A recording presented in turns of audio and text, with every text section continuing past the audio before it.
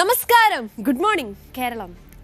എത്ര വലിയ അഭ്യാസിയായാലും നിയമത്തിന് മുൻപിൽ ഒരു ദിവസം കീഴടങ്ങേണ്ടി വരും. ഒളിച്ചോടാൻ കഴിയുന്ന വഴികൾ ഒരുപാടുണ്ടാകും, പക്ഷേ നിയമത്തിന്റെ കൈകളിൽ നിന്ന് രക്ഷപ്പെടാൻ ഒരു വഴിയും ഉണ്ടാകില്ല. നാളുകളായി ഉയർന്നു കേട്ടിരുന്ന പേര് ഒടുവിൽ പോലീസിന്റെ പിടിയിലായിരിക്കുന്നു. അർജുൻ ആയങ്കി അറസ്റ്റിൽ. ഇത് ഒരു അറസ്റ്റിന്റെ വാർത്ത മാത്രമല്ല, ഏറെ നാളായി തുടരുന്ന ഒരു കഥയിലെ നിർണായക അധ്യായം കൂടിയാണ്. കുറച്ച് ദിവസങ്ങളായി കേരളത്തിന്റെ ആഭ്യന്തരമന്ത്രിയെയും പോലീസ് സേനയും ഒക്കെ വെല്ലുവിളിച്ച് ഭീഷണിപ്പെടുത്തി വിലസിയിരുന്ന അർജുൻ ആയങ്കിയെ കണ്ണൂരിൽ നിന്നും പുലർച്ചെ 2:30 പോലീസ് പിടികൂടിയത്. വിവരങ്ങൾ കിട്ടി ഓരോ സ്ഥലങ്ങളിലും പോലീസ് സംഘം എത്തിയപ്പോൾ ഒക്കെ അതിവിദഗ്ധമായാണ് അദ്ദേഹം അവിടെ നിന്നൊക്കെ രക്ഷപ്പെട്ടു പോകുന്നത്. എറണാകുളം തൊട്ട് കണ്ണൂർ വരെ യാത്ര ചെയ്തു. പല വാഹനങ്ങളും മാറിക്കയറി. സഹായിക്കാൻ ആളുകൾ ഒരുപാടുണ്ടായിരുന്നു. പോലീസിന്റെ നീക്കങ്ങൾ പോലും അർജുന് ലഭിക്കുന്നുമുണ്ടായിരുന്നു. അങ്ങനെ ഏറ്റവും ഒടുവിൽ കണ്ണൂരിൽ വെച്ച് പോലീസ് ആയങ്കിയെ പിടികൂടിയിരിക്കുകയാണ്. കണ്ണൂരിലെ അപ്പാർട്ട്മെന്റിൽ ഒളിവിൽ കഴിയവെയായിരുന്നു അറസ്റ്റ്. സുഹൃത്തിനൊപ്പം ആണ് അദ്ദേഹം ഉണ്ടായിരുന്നത് എന്നാണ് നമുക്ക് മനസ്സിലാക്കാൻ സാധിക്കുന്നത്. ഒരു അഭിഭാഷകയെ കാണാൻ വേണ്ടി പോയപ്പോൾ കയറിയ ഓട്ടോ ഡ്രൈവറുടെ വിവരങ്ങളുടെ അടിസ്ഥാനത്തിലാണ് നിർണായകമായ ഈ അറസ്റ്റ് നടന്നിരിക്കുന്നത്. സോഷ്യൽ മീഡിയ ആയങ്കി നിരന്തരം ഉപയോഗിക്കുന്നുണ്ടായിരുന്നെങ്കിൽ പോലും ആ വഴി നമുക്ക് പിടികൂടാനായില്ല. ഫോൺ കോളുകൾ കേന്ദ്രീകരിച്ച് നടത്തിയ അന്വേഷണവും പരാജയമായിരുന്നു. അർജുനെ സഹായിക്കുന്ന കണ്ണികളെ കേന്ദ്രീകരിച്ച് നടത്തിയ അന്വേഷണമാണ് ഒടുവിൽ ഫലം കണ്ടത്. ഇതുമായി ബന്ധപ്പെട്ട ഒരുപാട് വാർത്തകളും വിശദാംശങ്ങളും ഒക്കെ നമുക്ക് നേടാനുണ്ട്. അച്ചാൻസ് ഗോൾഡ് പ്രസൻസ് ന്യൂസി മോർണിംഗിലേക്ക് എൻ്റെ എല്ലാ പ്രിയ പ്രേക്ഷകർക്കും സ്വാഗതം. ആദ്യം തലക്കെട്ടുകളിലേക്ക്.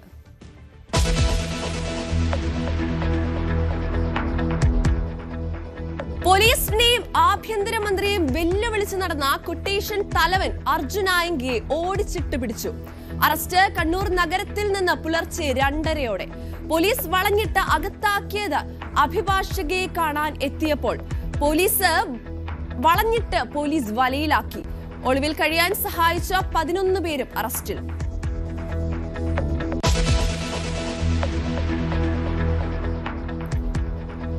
വടകര ലഹരിക്കേസിൽ പിടിയിലായ അധ്യാപിക കീർത്തനയ്ക്കെതിരെ കൂടുതൽ തെളിവുകൾ. കീർത്തനയുടെ അക്കൗണ്ടിലൂടെ 5 മാസത്തിനിടെ 15 ലക്ഷത്തിന്റെ ഇടപാടുകൾ നടന്നു. മറ്റു പ്രതികളെയും ഉടൻ കസ്റ്റഡിയിൽ വാങ്ങും. നിരവധി കേസുകളിൽ ഇവർക്ക് ബന്ധം.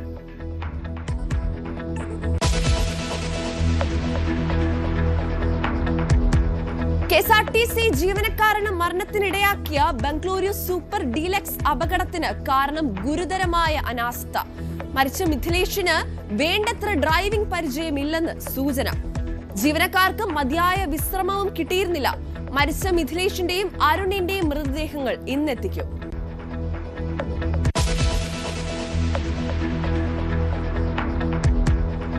മുതലപ്പുഴയിലും നീണ്ടകരയിലും കാണാതായ മത്സ്യത്തൊഴിലാളികൾക്കായി തിരച്ചിൽ 10ാം ദിവസത്തിലേക്ക്.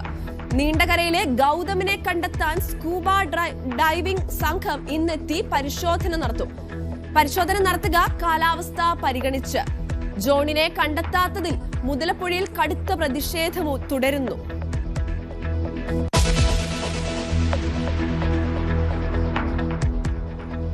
ക്ഷേമ പദ്ധതിക്കായി 15 കോടി അനുവദിച്ച സർക്കാർ നടപടി സ്വാഗതം ചെയ്ത് എൻഡോസൾഫാൻ ദുരിതബാധിതർ. മുടങ്ങിക്കിടക്കുന്ന മരുന്നും ചികിത്സാ പുനരധിവാസ സഹായങ്ങളും ഉടൻ നടപ്പാക്കണമെന്ന് പീഡിത ജനകീയ മുന്നണി. ചൊവ്വാഴ്ച മുഖ്യമന്ത്രി നേരിട്ട് കാണാൻ സമരസമിതി. ക്ഷേമ പദ്ധതികൾക്കായി പണം അനുവദിച്ചത് സാമൂഹിക നീതി വകുപ്പ്.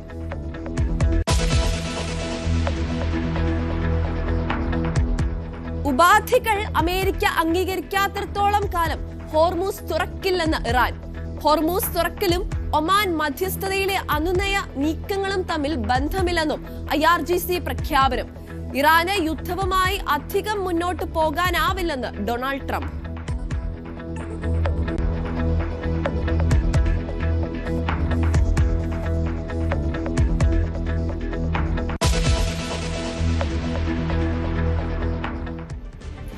അച്ചാൻസ് ഗോൾഡ് പ്രസൻസ് ന്യൂസി മോർണിംഗിൽ ഇനി വാർത്തകൾ വിശദമായി.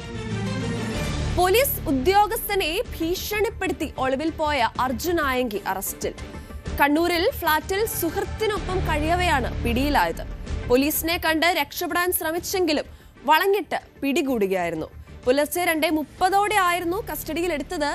ആയങ്കിയെ കോതമംഗലം പോലീസിന് കൈമാറിയേക്കും.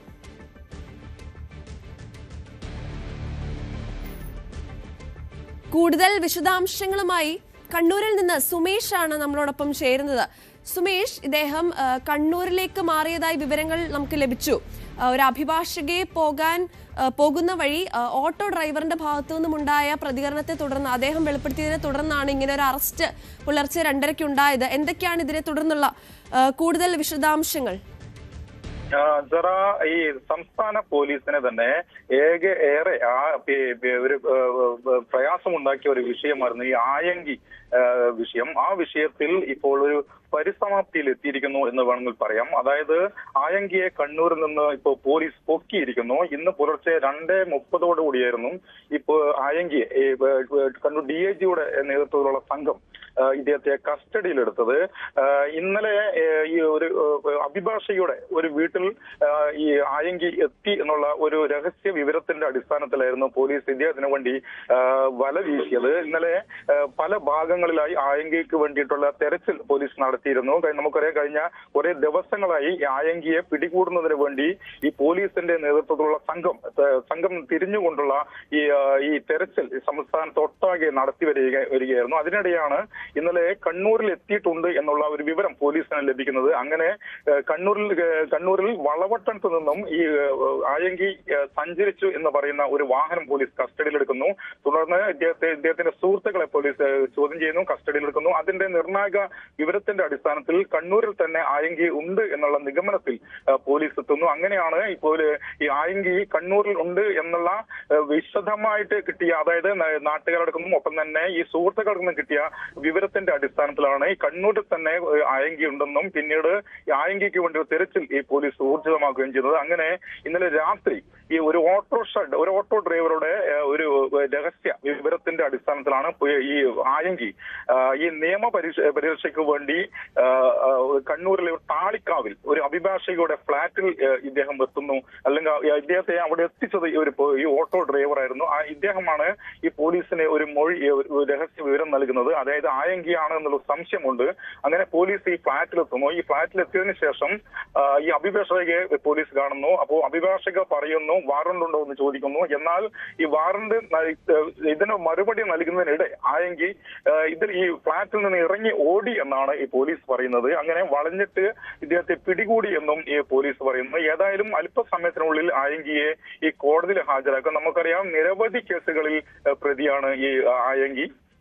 കഴിഞ്ഞ ദിവസം SHOയെ ഭീഷണിപ്പെടുത്തിയെന്ന ഒരു വിഷയത്തിന്റെ മുകളിലായിരുന്നു ഈ ആയങ്കിക്ക് വേണ്ടിയിട്ടുള്ള തിരച്ചിൽ ഊർജിതമാക്കിയത്. അതായത് ഒരു കേസിൽ പിടികൂടുന്നു, പിന്നീട് ഇദ്ദേഹം ജാമ്യത്തിൽ ഇറങ്ങുന്നു, പിന്നീട് SHOയെ ഭീഷണിപ്പെടുത്തുന്നു, കഴിയുമെങ്കിൽ എന്നെ പിടികൂടൂ എന്ന് പറയുന്നു. അങ്ങനെ ആഭ്യന്തര വകുപ്പിനെയും സർക്കാരിനെ ആകെ നാണക്കേടുണ്ടാക്കിയ ഒരു വിഷയത്തിൽ ഇപ്പോൾ പരിസമാപ്തിയിലെത്തിയിരിക്കുന്നു. ആയങ്കി എന്ന കൊടും ക്രിമിനൽ, പോലീസിന്റെ ഭാഷയിൽ പറഞ്ഞാൽ കൊടും ക്രിമിനലിനെ ഇപ്പോൾ പോലീസ് പൊക്കിയിരിക്കുന്നു എന്ന് വേണമെങ്കിൽ പറയാം. സാറാ സുമേഷ്, അതേപോലെ ആയങ്കി ഇപ്പോൾ എവിടെയാണുള്ളത്? ഇതിനെ സംബന്ധിച്ചുള്ള തുടർ നടപടികൾ എന്തൊക്കെയാണെന്ന് നമുക്ക് അറിയാൻ സാധിക്കുന്നത്? ഒപ്പം ഇദ്ദേഹത്തിനെതിരെ ചുമത്തിയ കുറ്റം എന്താണ്? ഇപ്പോൾ ടൗൺ പോലീസ് സ്റ്റേഷനിലാണ് ഇപ്പോൾ ആയങ്കി ഉള്ളത്. നിലവിൽ കണ്ണൂരിൽ ആയങ്കിക്ക് ഒരു കേസുണ്ട്, അതൊരു സൈബർ കേസുണ്ട്. ആ കേസിൽ അറസ്റ്റ് രേഖപ്പെടുത്തിയതിന് ശേഷമായിരിക്കും ഇനി മറ്റുള്ള നടപടിക്രമങ്ങളിലേക്ക് പോലീസ് എത്തുക. ഏതായാലും ഒരു വിശദമായ ഒരു ചോദ്യം ചെയ്യൽ നിലവിൽ ആവശ്യമുണ്ട്. വൈദ്യപരിശോധന ഉൾപ്പെടെ ഇതിനകം നടത്തി കഴിഞ്ഞിട്ടുണ്ട്. ഇത്തരം കാര്യങ്ങളൊക്കെ, നടപടിക്രമങ്ങളൊക്കെ പൂർത്തീകരിക്കും. തുടർന്ന് എത്രയും പെട്ടെന്ന് തന്നെ മജിസ്ട്രേറ്റിന് മുമ്പാകെ ഇദ്ദേഹത്തെ ഹാജരാക്കും. തുടർന്ന് കോതമംഗലം പോലീസ് കണ്ണൂരിലെത്തും എന്നാണ് അറിയിച്ചിരിക്കുന്നത്. അങ്ങനെയാണെങ്കിൽ അതിനുശേഷം കോതമംഗലം പോലീസിന് ഇദ്ദേഹത്തെ കൈമാറുമെന്നാണ് മനസ്സിലാക്കുന്നത്. ഏതായാലും നമുക്കറിയാം, ആയങ്കി എന്ന ഈ ഒരു കൊടും ക്രിമിനൽ കുറ്റവാളി, പോലീസിന്റെ ഭാഷയിൽ കൊടും ക്രിമിനൽ എന്ന കുറ്റവാളിയെ പോലീസ് കഴിഞ്ഞ കുറെ ദിവസങ്ങളായി സംസ്ഥാനത്തിന്റെ ഒട്ടാകെ പാർട്ടി ഗ്രാമങ്ങളിൽ ഉൾപ്പെടെ വലവീശി ഇദ്ദേഹത്തിനെ പിടികൂടുന്നതിന് വേണ്ടിയുള്ള പ്രവർത്തനങ്ങൾ പോലീസിന്റെ ഭാഗത്തുനിന്ന് ഉണ്ടാകുന്നു. അങ്ങനെ പോലീസിനെ പിടികൂടാൻ സാധിക്കുന്നില്ല. ഇരുന്നുകൊണ്ട് ഒളിവ് യുദ്ധം നടത്തുന്നു, പോലീസിനെതിരെ തെറിയഭിഷേകം നടത്തുന്നു, ആഭ്യന്തര വകുപ്പിനെതിരെ പരിഹാസമായ രീതിയിൽ പോസ്റ്റ് ഇടുന്നു. അങ്ങനെ ഇപ്പോൾ പോലും പോലീസിനെ പിടികൂടിയതിനു ശേഷം ഒരു പ്രതികരണം നടത്തുന്നു. അതായത് കടലിൽ കാണാതെ ആളെ നിങ്ങൾ പിടിച്ചോ എന്നുള്ള പരിഹാസ രൂപേണയുള്ള ഒരു പ്രതികരണം ആയങ്കിയുടെ ഭാഗത്തുനിന്ന് ഉണ്ടാകുന്നു. അങ്ങനെ പോലീസിന് ആകെ നാണക്കേടുണ്ടാക്കിയ ഒരു വിഷയത്തിൽ ഇപ്പോൾ ആയങ്കി എന്ന കുറ്റവാളിയെ ഇപ്പോൾ പോലീസ് പിടികൂടിയിരിക്കുന്നു. അല്പസമയത്തിനുള്ളിൽ ഈ ആയങ്കിയെ കോടതിയിൽ ഹാജരാക്കാൻ, തുടർന്ന് കണ്ണൂരിലെ കേസിൽ രജിസ്റ്റർ ചെയ്തതിനു ശേഷം കോതമംഗലം പോലീസിന് കൈമാറും എന്നാണ് ഇപ്പോൾ കിട്ടിയ വിവരം. സുമേഷ്, അതേപോലെ ആയങ്കിയെ സഹായിക്കാനൊക്കെ ഒരുപാട് പേരുണ്ടായിരുന്നു. വാഹനങ്ങൾ മാറിക്കയറാനും പോലീസിന്റെ ഭാഗത്തു നിന്നുള്ള രഹസ്യ വിവരങ്ങളൊക്കെ അറിയാനൊക്കെ ഇദ്ദേഹത്തെ സഹായിക്കാനുണ്ടായിരുന്നു ഒരുപാട് ആളുകൾ. ഇവരിലേക്കൊക്കെ അന്വേഷണം വ്യാപിപ്പിക്കാനുള്ള ഒരു സാധ്യത കാണുന്നുണ്ടോ? തീർച്ചയായും സാർ. അതായത് ഈ ആയങ്കിയെ സഹായിക്കുന്നതിന് വേണ്ടി ഒരു സുഹൃത്ത് വലയം ഇദ്ദേഹത്തിന് ഉണ്ട് എന്നുള്ള കാര്യത്തിൽ നമുക്ക് നേരത്തെ സംശയമുണ്ടായിരുന്നു. അതായത് എല്ലാ കാര്യങ്ങളും, അതായത് ഒളിവിൽ കഴിയുന്നതിന് വേണ്ടി സഹായങ്ങൾ ചെയ്തു കൊടുക്കുന്ന ആളുകൾ ഈ ആയങ്കിക്ക്, അതായത് സംസ്ഥാനത്തൊട്ടാകെ ഉണ്ട് എന്നുള്ള വിവരം പോലീസിന് തന്നെ വിവരമുണ്ടായിരുന്നു. അങ്ങനെയാണ് പോലീസിനെ പിടികൂടാൻ സാധിക്കാതെ വന്നത്. അതായത് ഈ ആയങ്കി ഉപയോഗിക്കുന്ന ഫോൺ പോലും മറ്റുള്ള ആളുകളാണ് ഇത് ഓപ്പറേറ്റ് ചെയ്യുന്നത് എന്നുള്ള കാര്യത്തിൽ തന്നെ പോലീസിന് സംശയമുണ്ടായിരുന്നു. അതായത് പോലീസ് ആയങ്കി ഫേസ്ബുക്കിൽ പോസ്റ്റ് ചെയ്യുന്നു, പോലീസിനെ വെല്ലുവിളിക്കുന്നു. ഇതൊക്കെ ആയങ്കി എന്ന വ്യാജേന മറ്റു സുഹൃത്തുക്കളാണ് ചെയ്യുന്നത് ഉൾപ്പെടെയുള്ള കാര്യങ്ങൾ പോലീസിന് ഇതിനകം തന്നെ അറിവായിട്ടുണ്ടായിരുന്നു. അങ്ങനെയാണ് ഇപ്പോ ഈ സുഹൃത്തുക്കൾ ഉൾപ്പെടെയുള്ള ആളുകളെ, അതായത് ഇന്നലെ വളവട്ടം 8 പേരെ ഇന്നലെ വളവട്ടം പോലീസ് അറസ്റ്റ് ചെയ്തിരുന്നു, കസ്റ്റഡിയിൽ എടുത്തിരുന്നു. അങ്ങനെ ഈ സുഹൃത്തുക്കൾക്ക് നിന്ന് കിട്ടിയ വിവരങ്ങൾ ആകെ ശേഖരിച്ചുകൊണ്ടാണ് ഇന്നൊരു അറസ്റ്റിലേക്ക് ഇപ്പോൾ നീങ്ങിയത്. ഏതായാലും ഇദ്ദേഹത്തെ സഹായിച്ച ഒരുപാട് സുഹൃത്തുക്കളുണ്ട്. അവരുടെ ഉൾപ്പെടെ അന്വേഷണം നീങ്ങും, അവരെ കസ്റ്റഡിയിലെടുക്കും. സ്വാഭാവികമായും ആകെ, അതായത് നിയമവ്യവസ്ഥയെ ആകെ വെല്ലുവിളിച്ച് നടത്തിയ ഒരു പ്രതി, അങ്ങനെ ആ ഒരു വിഷയത്തിൽ നമുക്കറിയാം, അതായത് ഒരു പോലീസിനെ ആകെ വെല്ലുവിളിച്ച് നടത്തുന്ന ഒരു നീക്കം, അതിനെ സഹായിച്ച ആളുകൾ, അവരിലേക്ക് ഉൾപ്പെടെ ഈ അന്വേഷണം നീങ്ങും എന്നുള്ള കാര്യത്തിൽ സംശയമില്ല. ശരി സുമേഷ്, അതുപോലെ തന്നെ ഇദ്ദേഹം സോഷ്യൽ മീഡിയ ഹാൻഡിലുകളിൽ കൂടെയൊക്കെ, ഇൻസ്റ്റഗ്രാം, ഫേസ്ബുക്കിലൊക്കെ കൂടെ വലിയ ഭീഷണി സന്ദേശങ്ങളും അധിക്ഷേപങ്ങളും ഒക്കെ അയച്ചിരുന്നു. ഇതിനെതിരെ പോലീസ് കേസും എടുത്തിരുന്നു. എന്നാൽ ഇതൊക്കെ ഇദ്ദേഹത്തിന്റെ ഭാഗത്തു നിന്നും ഉണ്ടായ പോസ്റ്റുകളാണോ നമുക്കറിയില്ല. ഇദ്ദേഹത്തിന്റെ ഹാൻഡിലുകൾ മറ്റുള്ളവർ ഉപയോഗിച്ചതാവാം ഒരു പക്ഷേ. കാരണം ഇതൊന്നും വഴി നമുക്ക് പിടികൂടാനുമായിരുന്നില്ല ഇദ്ദേഹത്തെ.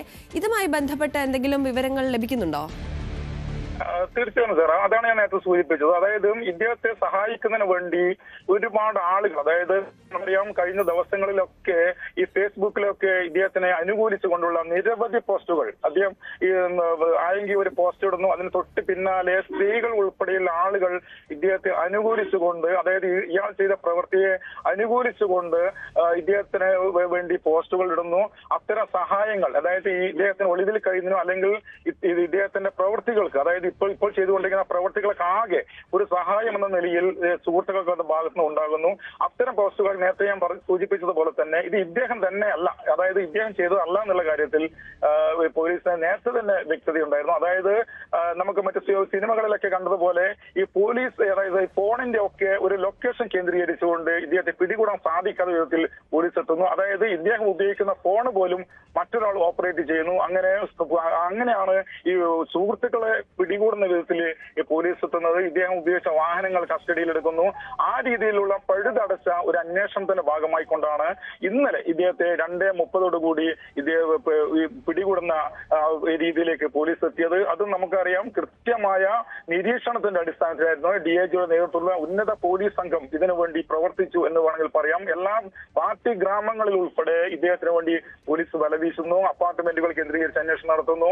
ഒളിവിൽ താമസിക്കാൻ സാധ്യതയുള്ള എല്ലാ നാട്ടുപ്രദേശങ്ങളിൽ ഉൾപ്പെടെ ഇദ്ദേഹത്തിനാണ് വലവീശുന്നു. സുഹൃത്തുക്കളെ ചോദ്യം ചെയ്യുന്നു, കസ്റ്റഡിയിലെടുക്കുന്നു. അങ്ങനെ ഈ അർജുൻ ആയങ്കി എന്ന് പറയുന്ന ഒരു പ്രതിക്ക് വേണ്ടി ഒരു പോലീസിന് ചെയ്യാൻ സാധിക്കുന്നതിനപ്പുറത്ത് ഏതൊക്കെ വഴികളുണ്ട് അതൊക്കെ ചെയ്തുകൊണ്ടാണ് പോലീസ് ഇതുമായി ബന്ധപ്പെട്ടുള്ള അന്വേഷണം നടത്തിയത്. ഏതായാലും അത്തരം ഒരു പ്രതിയെ പിടികൂടുന്നതിന് വേണ്ടി ഏതായാലും പോലീസിന് സാധിച്ചിരിക്കുന്നു. നമുക്കറിയാം, ഓരോ മണിക്കൂറുകളോളം സ്വാഭാവികമായും സർക്കാരിനെയും അല്ലെങ്കിൽ ആഭ്യന്തര വകുപ്പിനെയും ആകെ നാണക്കേടുണ്ടാക്കുന്ന ഒരു വിഷയമായിരുന്നു ഇദ്ദേഹത്തെ പിടികൂടുക എന്നുള്ളത്. നമുക്കറിയാം, ഒരു കുറ്റവാളിയെ പിടികൂടുന്നതിൽ കേരള പോലീസിന് സാധിക്കുന്നില്ല എന്ന വിധത്തിലുള്ള ഒരു സംസാരം വരുന്നു. അങ്ങനെ സർക്കാരിന് തന്നെ ആകെ വെല്ലുവിളിയായി ഉണ്ടായ ഒരു വിഷയത്തിൽ ഇപ്പോൾ ഒരു പരിസമാപ്തി എത്തിയിരിക്കുന്നു എന്ന് വേണമെങ്കിൽ പറയാം. സാറാ, സുമേഷാണ് വാർത്തയുമായി ബന്ധപ്പെട്ട കൂടുതൽ വിശദാംശങ്ങൾ നമുക്ക് കണ്ണൂരിൽ നിന്ന് നൽകിയത്. അടുത്തതായിട്ട് നമുക്ക് KV ബൈജുവിലേക്ക് ഒന്ന് പോവാം.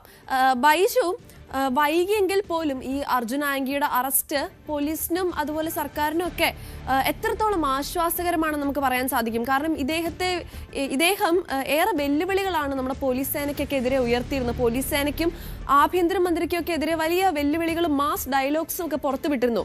അപ്പോൾ ഈ അറസ്റ്റ് തീർച്ചയായും ഒരു ആശ്വാസകരമായ ഒരു സംഭവം തന്നെയാണല്ലേ?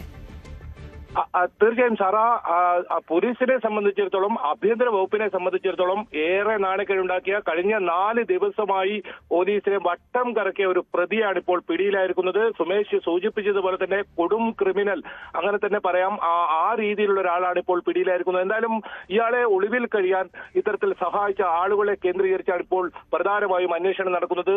അതായത് 1.5 മണിക്കൂറോളമായി ഇപ്പോൾ അർജുൻ ആയങ്കിയെ ടൗൺ പോലീസിന്റെ നേതൃത്വത്തിൽ, ഉന്നത പോലീസ് ഉദ്യോഗസ്ഥരുടെ നേതൃത്വത്തിൽ ഇപ്പോൾ ചോദ്യം ചെയ്യുന്നത്. പ്രധാനമായും പോലീസ് ചോദിച്ചറിയുന്നത് അത് തന്നെയാണ്. നമുക്ക് മനസ്സിലാക്കാൻ സാധിക്കുന്നത് തളിപ്പറമ്പിലെ ഒരു ബാറിൽ ഇയാൾ ഒളിവിൽ താമസിക്കുകയായിരുന്നു. അവിടെ നിന്നും ഓട്ടോറിക്ഷയിൽ കണ്ണൂരിലേക്ക് എത്തുകയായിരുന്നു. അതായത് നിയമസഹായം തേടി അഭിഭാഷക സുഹൃത്തിനെ കാണാനാണ് എത്തിയത്.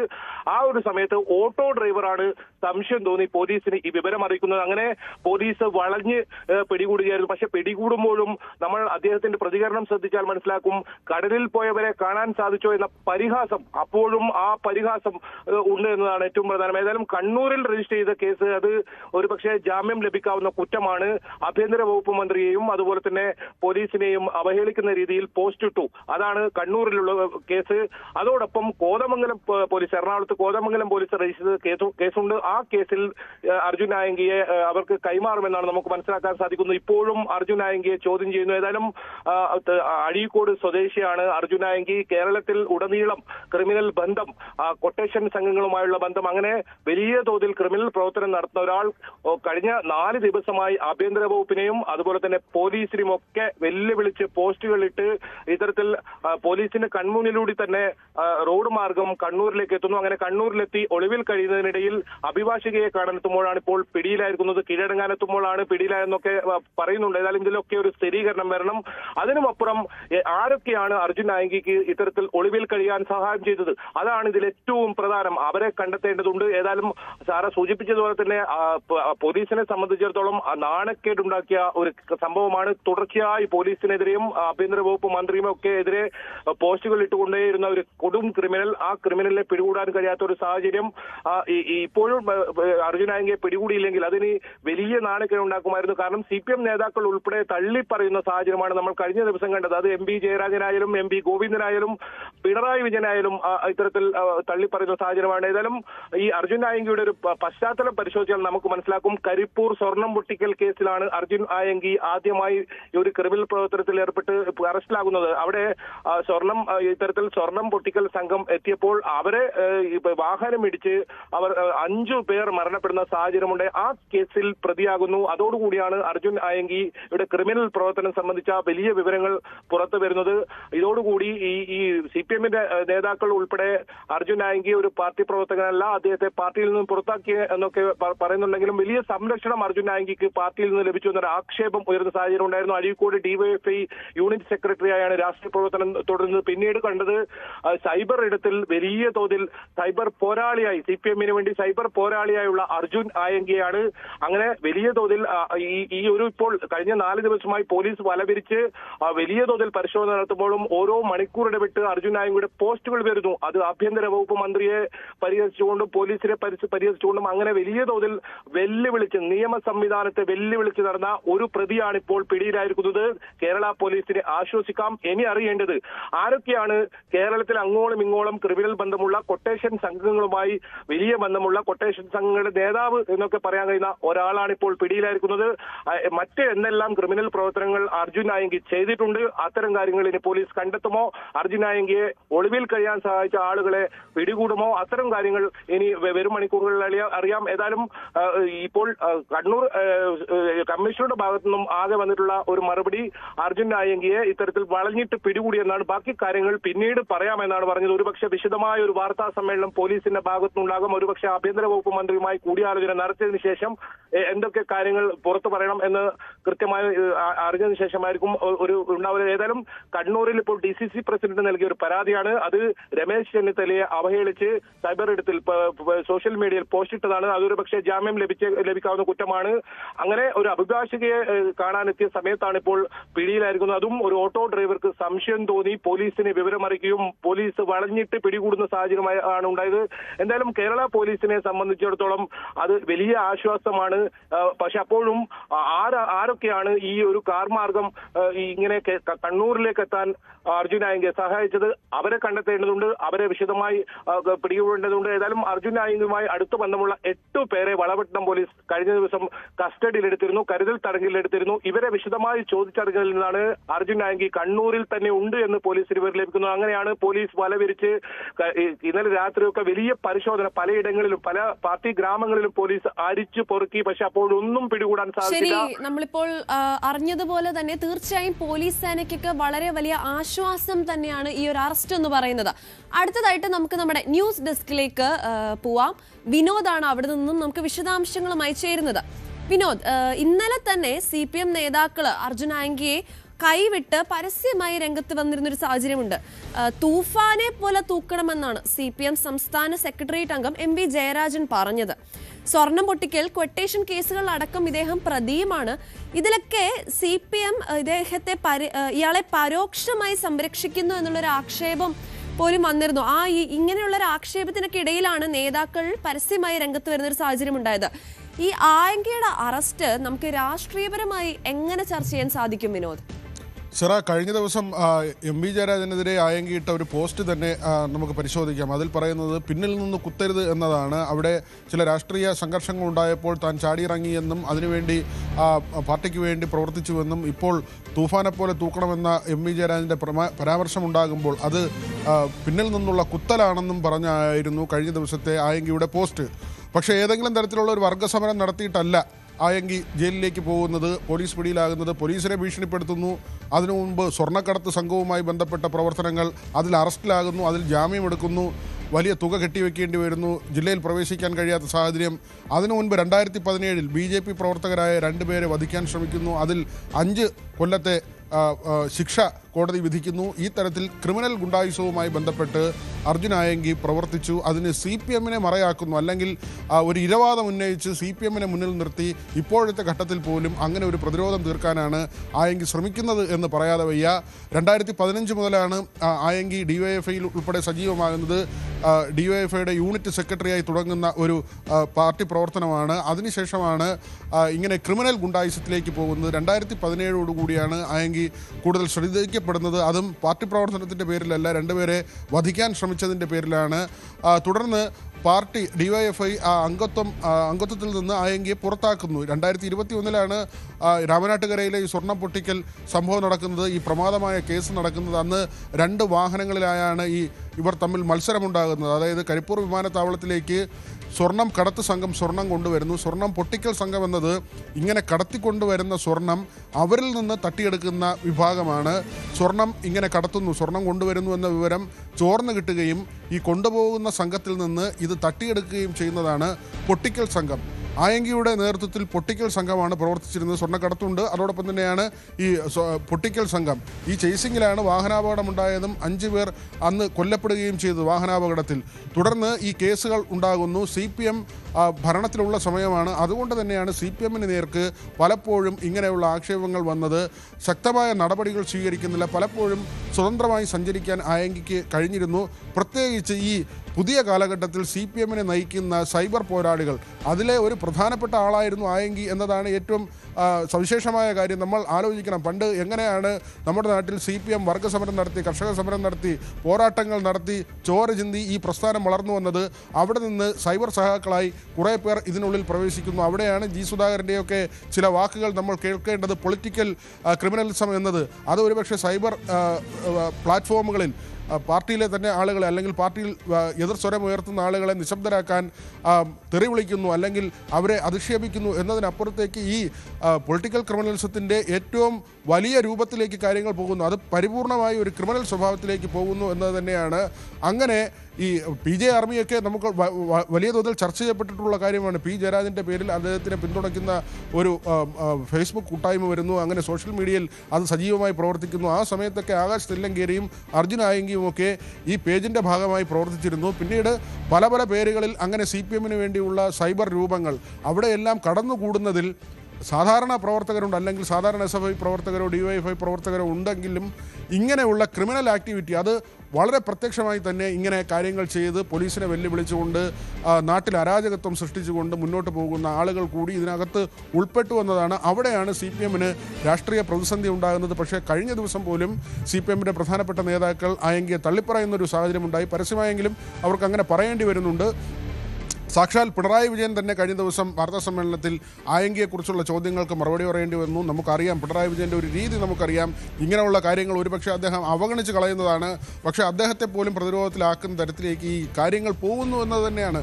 ആയങ്കിയെ തനിക്കറിയില്ല, അതിൽ പോലീസ് നടപടിയെടുക്കട്ടെ, അല്ലെങ്കിൽ അയാളെ ആരാണ് സംരക്ഷിക്കാൻ പോകുന്നത് എന്നൊക്കെയുള്ള കാര്യങ്ങൾ മുൻ മുഖ്യമന്ത്രിയായിരുന്ന 10 വർഷം കേരളം ഭരിച്ച അതിനു മുൻപ് വർഷങ്ങളോളം പാർട്ടി സെക്രട്ടറി ആയിരുന്ന പിണറായി വിജയന് പോലും പറയേണ്ടി വരുന്നു എന്നതാണ് CPM സംബന്ധിച്ച് പ്രതിരോധമുണ്ടാക്കുന്നത്. ഏതായിരുന്നാലും MV ജയരാജൻ അടക്കമുള്ളവർ നേരത്തെ തന്നെ ആയങ്കിയെ തള്ളിപ്പറഞ്ഞിട്ടുണ്ട്.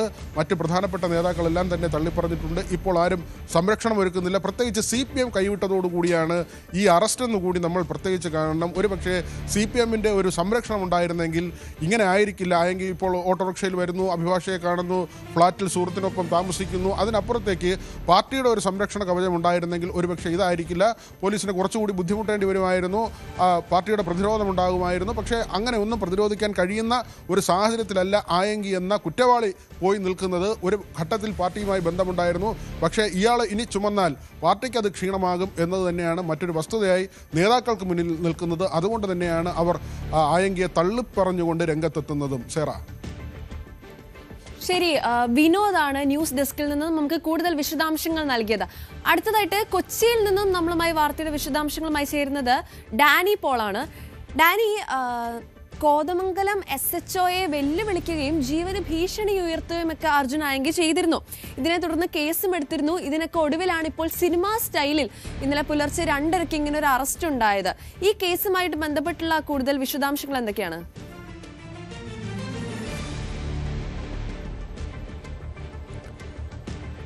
സേറ, ഇവിടെ എറണാകുളം റൂറൽ SP, അതായത് ആലുവ SP, അദ്ദേഹത്തിൻ്റെ നേതൃത്വത്തിൽ ഓപ്പറേഷൻ സ്റ്റീൽ ബേഡ് എന്ന ഈ ഒരു പരിപാടി നടക്കുന്നുണ്ട്. അതായത് ഈ കുറ്റവാളികളെ ട്രേസ് ചെയ്യുക, കുറ്റകൃത്യങ്ങളുടെ പശ്ചാത്തലമുള്ളവരെ കണ്ടെത്തുക, അത്തരം കാര്യങ്ങൾ, പ്രത്യേകിച്ച് ഈ ഗുണ്ട പ്രവർത്തനങ്ങൾക്കെതിരായ ഒരു അദ്ദേഹത്തിൻ്റെ നേതൃത്വത്തിൽ ഒരു സെർച്ച് പരിപാടികളാണ്. അതിൻ്റെ ഭാഗമായിട്ടാണ് ജില്ലയുടെ വിവിധ ഇടങ്ങളിൽ അത്തരം ഈ കുറ്റവാളികൾ അവർ സംഘം ചേരുക, തടയുക, ആ രീതിയിലുള്ള പരിശോധനകൾ പല ഭാഗങ്ങളിലും തന്നെ നടന്നിരുന്നു. ഇതിൻ്റെ ഭാഗമായിട്ട് വിവരം കിട്ടിയതിൻ്റെ അടിസ്ഥാനത്തിലാണ് കോതമംഗലം പുന്നിക്കേട് എന്ന് പറയുന്ന സ്ഥലത്ത് ഒരു റിസോർട്ടിൽ ഈ അർജുൻ ആയങ്കിയോ അതോടൊപ്പം തന്നെ ക്രിമിനൽ പശ്ചാത്തലമുള്ള മറ്റ് 5ഓളം പേർ തമ്പടിച്ചിരിക്കുന്നതായിട്ടുള്ളൊരു വിവരം കിട്ടുന്നത്. തുടർന്ന് ഊന്നുകൽ സബ് ഇൻസ്പെക്ടറും കോതമംഗലം SHOയും എല്ലാം ചേർന്നുള്ളൊരു പരിശോധന അവിടേക്ക് നടത്താനായിട്ട് തീരുമാനിക്കുകയും ഇവരെ കസ്റ്റഡിയിലെടുക്കുകയും ചെയ്തു. ഇവരിൽ നിന്ന് ഏതാണ്ട് 5ഓളം പേരെയാണ് ഇതിൽ, ഇയാൾ ഉൾപ്പെടെ അർജുൻ ആയങ്കി ഉൾപ്പെടെയുള്ള 5ഓളം പേരെയാണ് ഇതിൽ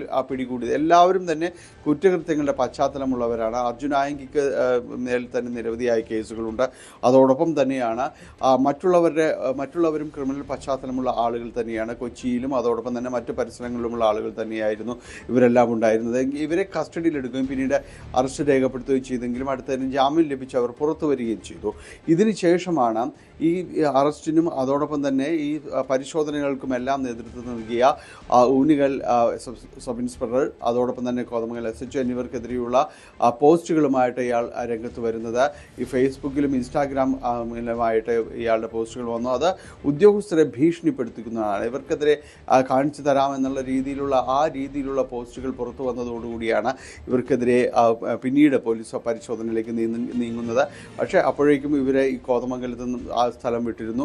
പിന്നീട് അടുത്തൊരു കേസ് വരുന്നത് ആലുവ സൈബർ പോലീസ് കേസെടുത്തു. അത് ആഭ്യന്തരമന്ത്രി ഉൾപ്പെടെയുള്ളവർക്കെതിരെയുള്ള ഈ ഒരു ഭീഷണി പശ്ചാത്തലം, അതോടൊപ്പം തന്നെ പോലീസുകാർക്കെതിരെയുള്ള ഭീഷണി, ഇതെല്ലാം മുൻനിർത്തിക്കൊണ്ടുള്ള രീതിയിലായിരുന്നു മൂന്നാമത്തെ സൈബർ കേസ് എടുക്കുക. അങ്ങനെ എറണാകുളം ജില്ലയിൽ പുതുതായി 3 കേസുകൾ കൂടി ഇയാൾക്കെതിരെ എടുക്കുകയും ചെയ്തു. ഇതിനുശേഷം പിന്നീട് ഒളിയിടങ്ങളിലേക്ക് പോവുകയും നമുക്കറിയാവുന്നതുപോലെ വലിയ രീതിയിലുള്ള ഭീഷണി മുഴക്കുകയും എല്ലാം തന്നെ ചെയ്യുകയാണ് ഉണ്ടായത്.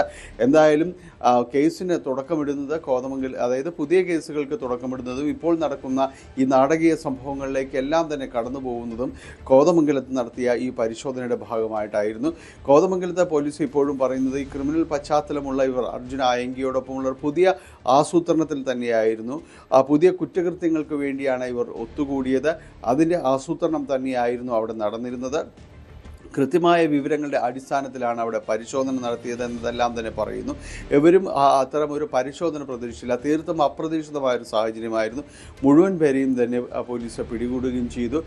പക്ഷേ അവർക്ക് പിന്നെ ജാമ്യം ലഭിക്കുകയാണ് ഉണ്ടായത്. ജാമ്യം ലഭിച്ചതോടെ ഇവർ കൂടുതൽ ഈ അർജുൻ ആയങ്കി കൂടുതൽ പ്രകോപിതനാവുകയും ഇവർക്കെതിരെ തിരിയുകയായിരുന്നു. എന്ത് കാരണത്താലാണ് ഞങ്ങളെ അറസ്റ്റ് ചെയ്യുന്നത് എന്നതടക്കമുള്ള ചോദ്യങ്ങൾ ഉന്നയിക്കുകയും ചെയ്തു. അത് പിന്നീട് സമൂഹ മാധ്യമങ്ങളിലാവുന്നു. ഉദ്യോഗസ്ഥരടക്കം ഭീഷണിപ്പെടുത്തുന്ന ഒരു സാഹചര്യത്തിലേക്ക് നീങ്ങുകയും ചെയ്യുന്നു. ഇതാണ് ഇവിടെ നിന്നുണ്ടായ ഒരു കേസുകളുടെ ഒരു പശ്ചാത്തലം എന്ന് പറയുന്നത്.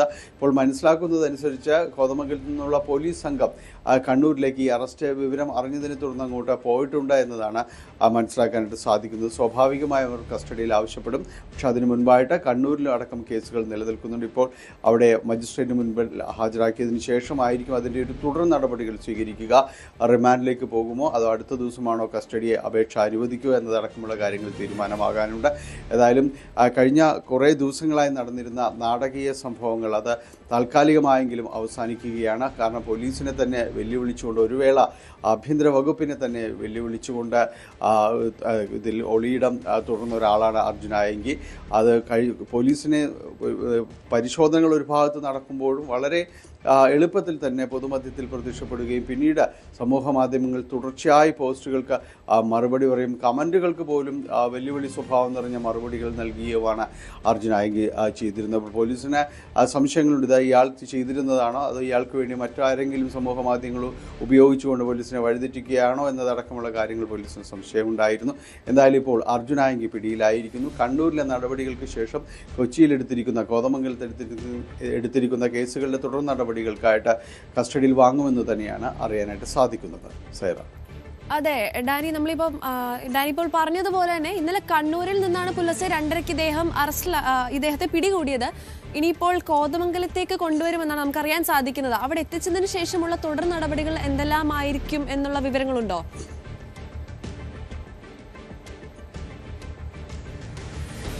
ഇപ്പോൾ പോലീസ് സംഘം കണ്ണൂരിലേക്ക് പോയിട്ടുണ്ട്. പോലീസിന് വിവരം കിട്ടുന്നത്, അതായത് ഇന്ന് പുലർച്ചയോടുകൂടിയാണ് ഇയാൾ പിടിയിലായി എന്നുള്ള സൂചനകളിലേക്ക് വരുന്നത്. അതിനുശേഷം പോലീസ് സംഘം ഇവിടെ നിന്ന് കോതമംഗലത്ത് നിന്ന് പോലീസ് തിരിച്ചിട്ടുണ്ട്. കണ്ണൂരിലെ നടപടികൾ എന്താണോ അത് പൂർത്തിയാക്കിയതിന് ശേഷമായിരിക്കും കൊച്ചിയിലേക്ക് വരിക എന്നതാണ്, അതായത് കോതമംഗലത്തേക്ക് എത്തിക്കുക എന്നതാണ് അറിയാനായിട്ട് സാധിക്കുന്നത്. കാരണം അവിടെ മജിസ്ട്രേറ്റ് മുൻപാകെ സ്വാഭാവികമായും ഹാജരാക്കേണ്ടതുണ്ട്. അതിനുശേഷം അത് അവിടെ റിമാൻഡിലാണോ കസ്റ്റഡിയിലേക്കാണോ, കസ്റ്റഡി അപേക്ഷ ഒരുമിച്ച് നൽകുമോ എന്നതടക്കമുള്ള കാര്യങ്ങളിൽ ഒരു വ്യക്തത വരുത്തേണ്ടതുണ്ട്. കണ്ണൂരിലടക്കം കേസുകൾ നിലനിൽക്കുന്നത് കൊണ്ടുള്ളൊരു സാഹചര്യത്തിലാണ്. എന്തായാലും കോടതി മുൻപാകെ മജിസ്ട്രേറ്റിൻ്റെ വീട്ടിലായിരിക്കും സ്വാഭാവികമായി ഇന്ന് ഞായറാഴ്ച ആയതുകൊണ്ട് തന്നെ ഹാജരാക്കും. അപ്പോൾ അവിടെ ഹാജരാക്കുമ്പോൾ കസ്റ്റഡി അപേക്ഷകളടക്കം സമർപ്പിക്കുകയും പോലീസിൻ്റെ ഒരു ആവശ്യം മുന്നിൽ സമർപ്പിക്കുകയും ചെയ്യുന്നു. അതിനുശേഷം മറ്റ് തടസ്സങ്ങളില്ലെങ്കിൽ ഒരുപക്ഷെ ഈ കസ്റ്റഡി അപേക്ഷ ഇന്ന് പരിഗണിച്ച് ഒരുപക്ഷെ കോതമംഗലം പോലീസിൻ്റെ കസ്റ്റഡിയിലേക്ക് വിടാനുള്ള സാധ്യതയുണ്ട്.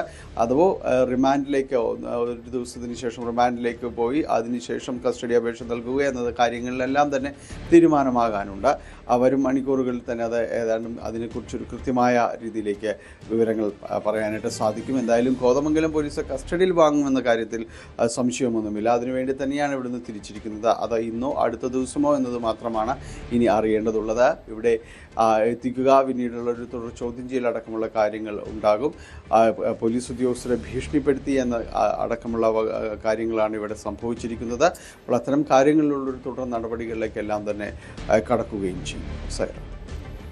ശരി ഡാനി പോളാണ് കൊച്ചിയിൽ നിന്ന് നമുക്ക് കൂടുതൽ വിശദാംശങ്ങൾ നൽകിയത്. സമാധാനമായി പെൻഷൻ വാങ്ങി ജീവിക്കാൻ അനുവദിക്കില്ലെന്നും കാക്കി അഴിപ്പിക്കണമെന്നൊക്കെയുള്ള രീതിക്കുള്ള ഭയങ്കര മാസ് ഡയലോഗ്സ് ഒക്കെയാണ് ഇദ്ദേഹം ഈ അടുത്ത ദിവസങ്ങളിലൊക്കെ പുറത്തുവിട്ടിരുന്നത്. എന്തായാലും ഒടുവിൽ പോലീസ് സേനയ്ക്ക് ഇദ്ദേഹം കീഴടങ്ങിയിരിക്കുകയാണ്. ഇനിയും ഒരുപാട് വാർത്തകളും വിശദാംശങ്ങളും ഒക്കെ വരാനുണ്ട്. അച്ചയൻസ് ഗോൾഡ് പ്രസൻസ് ന്യൂസി മോർണിംഗിൽ ഇനിയൊരു ചെറിയ ഇടവേള.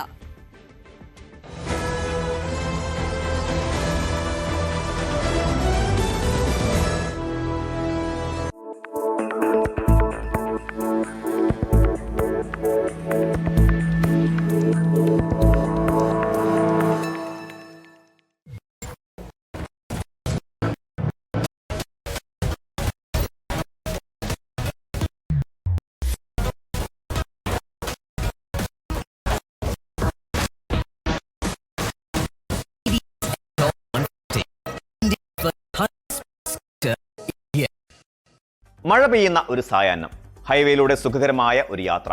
കാറിനുള്ളിൽ നേരിയ സംഗീതം പ്ലേ ചെയ്യുന്നുണ്ട്. മഴത്തുള്ളികൾ വിൻഷീൽഡിൽ വന്ന് പതിക്കുന്ന താളത്തിനൊപ്പം വാഹനം സുഗമമായി മുന്നോട്ട് കുതിക്കുന്നു. പെട്ടെന്ന് യാതൊരു മുന്നറിയിപ്പുമില്ലാതെ നിങ്ങളുടെ വാഹനത്തിന്റെ സ്റ്റിയറിംഗ് വല്ലാതെ ഭാരം കുറഞ്ഞതായി നിങ്ങൾക്ക് അനുഭവപ്പെടുന്നു.